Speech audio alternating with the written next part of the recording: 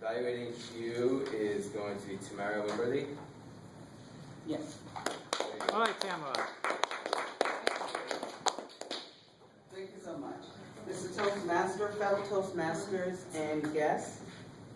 The Toastmaster presenting this speech project has been working on Toastmaster International High Performance Leadership Study Program. As part of the program, the Toastmaster selected a project for which he or she could exercise leadership skills. In this speech, the Toastmaster is to share the results of the project with club members and discuss his or her learning experience. And I'll be evaluating all of that. Thank you. Thank you. A year ago, our next speaker gave us a vision. We pictured how we would celebrate 20 years as a club. This past Saturday, we celebrated Sunset going platinum. Tonight, he will reflect on his leadership journey through the 20 years. Everyone, please welcome Q Win.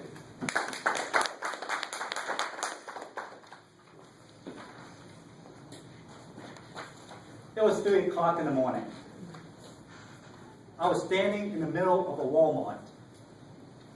There were workers going by, they were putting the shelves together, they were moving shelves, putting merchandise on different shelves. And those workers had to deal with people who show up at Walmart at 3 o'clock in the morning. So one of the workers came up to me. He said, "Hugh, why are you standing there? Get back to work."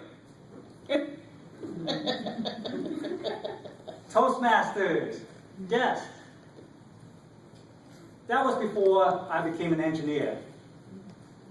Before I went to engineering, before I got my degree in engineering school. It was June 1998, the year our club was born. So a lot has changed for me over these past 20 years. I've learned that leadership is not about moving shelves. Leadership is about having a vision of a super Walmart. And this past year, I had a vision of a super Sunset Speakers. I was excited to celebrate it. A year ago, I shared my vision. I have to say all the credit for helping the club put the vision together goes to Tessie Watts and her team of officers, especially Chris, Devin. Everyone from her team really helped out. And all the credit goes to them for being able to help out. So you saw the results of the event, those who showed up.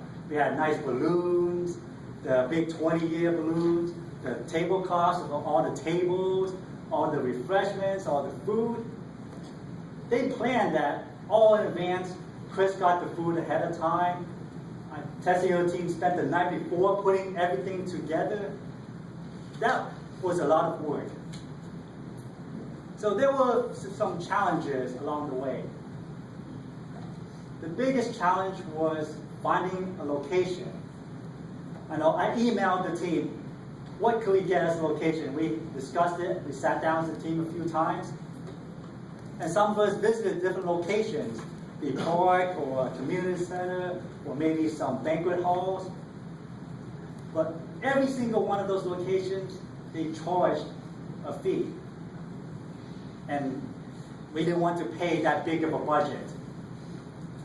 So Tessie was gracious enough to get with her employers and was able to secure that location for us.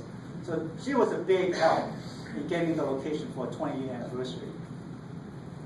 So that was the biggest challenge we had to face. The next was the food. How are we going to get the food? You want to eat, right? So we had different caterers. Tessie talked with her caterer, and then we also talked with other different caterers. Then Chris came up with the idea of CR chicks. And I think that worked out perfectly because I thought that was really good food. So it worked out, and it was reasonably priced. It wasn't too much. So it helped out that way. So Chris deserves a lot of credit for that. And then the final challenge was getting the butts in the seats. Getting people to show up. I know Tessie was up here encouraging week after week for people to sign up. And I know you were getting tired of doing that week after week to get people to sign up. And we sent out emails, we sent out invitations. I got a list from Toastmasters International, a list of all the past members and all the past officers. And I personally invited a lot of those past members to come to our celebration. The end result was that we had about 30, 35, almost 40 people show up. And for a Sunset Speakers event, that is the best attendance we've ever had for a Sunset Speakers event. It was. To give you an example, 3 years ago we celebrated 17 years. And Tessie actually mentioned it in her speech, but that's when she became a new member. And as soon as she became a new member, there was an invitation for our 17-year anniversary. I think you said that you didn't feel like coming because you didn't know anyone, you were brand new. Well, a lot of people didn't feel like coming to that event. And we only had 10 people at our 17-year anniversary. That was a little bit of a disappointment to me. And I wanted this 20 years to be much more special than that. And so we tripled, almost quadrupled our attendance from that. Toastmasters. It was a fun 20 years. And I've learned a lot of leadership lessons. Some of it I've learned from the current leaders, how they took charge of the event. And I just, from what I saw, Tessie and Kristen, I just had to step back. I didn't want to interfere with what was going on and get anything messed up. I just saw what was going to happen.